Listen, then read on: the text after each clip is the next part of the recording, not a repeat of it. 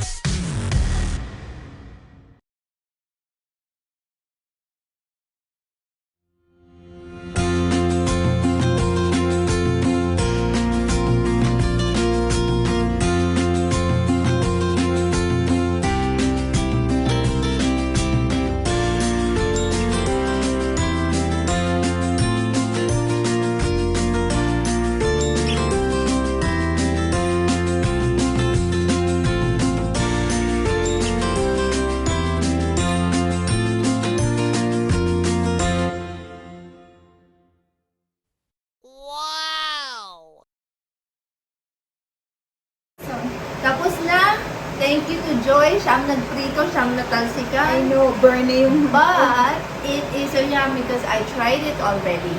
So, ngayon, we will try it.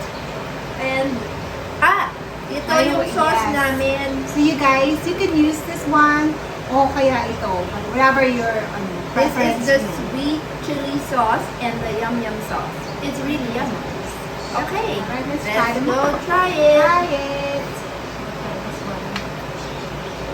I'll get the You try that one? sweet too. Okay, I'll try this Chili. one. I haven't tried this yum yum.